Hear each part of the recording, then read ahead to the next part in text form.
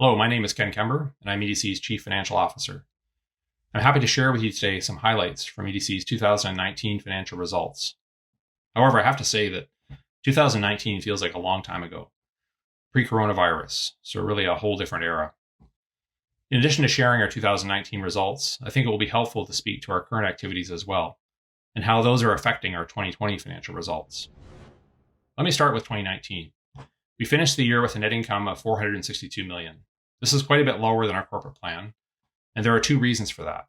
One, we had higher provision charges on our loan portfolio, and two, we had unrealized losses in some of our financial instruments. Let me explain a bit more about both items. First, the higher loan provisions.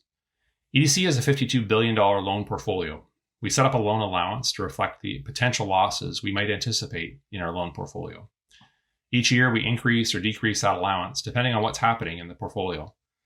If some of our borrowers get downgraded or have trouble repaying their loans, then we need to increase the allowance, which is what happened in 2019. Other years, we have seen the credit quality of our borrowers improve, and so we reduce the allowance. It's important to remember that it is an estimate and it can move around quite a bit as economic conditions change. And now in June 2020, we're seeing pretty drastic changes in economic conditions with the fallout from COVID-19. Whole industries have been shut down, job losses are soaring, and governments around the world are responding with unprecedented levels of stimulus spending. We have booked large provisions in Q1 and expect that we'll see more as the year unfolds. The second reason for lower net income in 2019 is unrealized losses on financial instruments. As a financial institution, we deal in financial products, loans, insurance policies, guarantees, and we also fund ourselves with financial instruments, including commercial paper, bonds, swaps, and so on. Some of these products need to be adjusted to fair value every month, and these changes in fair value can generate gains, or in this case, losses. The important thing to know is that we aren't planning to sell them, so we won't actually lose this money. Again, now in June 2020, we're seeing lots of changes in interest rates and foreign exchange rates, and so I expect we'll continue to see volatility in the market value of our financial instruments throughout 2020. Despite these fluctuations in some of our income statement items, overall, EDC is well positioned. We have a strong balance sheet with $9.8 billion of capital, supporting a portfolio that has a capital requirement of $5.1 billion. So we began 2020 with a capital surplus of $4.7 billion.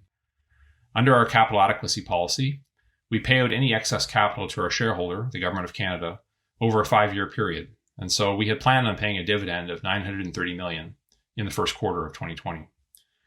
But as a result of the pandemic and the emerging need to support Canadian businesses during the economic shutdown, our shareholder asked us not to pay this dividend and instead injected $1.7 billion of additional share capital into EDC in early April. The government also increased EDC's short-term borrowing limit from $14 billion US to $20 billion US, allowing us to increase our liquidity holdings. These steps have bolstered EDC's capacity to provide urgently needed credit to Canadian companies that are contending with this unprecedented crisis. In our 75-year history, EDC has faced many challenging times: the Latin American debt crisis of the 1980s, the emerging market debt crisis of the late 1990s, the dot-com crash, 9/11, and the great financial crisis of 2008 and 9. Each time, EDC has stepped up to help support Canadian companies through the turmoil. Each time, loan loss provisions have spiked, our net income has fallen, and capital requirements have increased. And every time, we've emerged on the other side. This current crisis will test EDC and indeed all of government and all Canadian businesses. It is unclear how things will unfold over the next weeks and months, but what remains clear is our focus on serving Canadian businesses to the very best of our abilities. I'm proud to be part of this organization serving Canada in difficult times.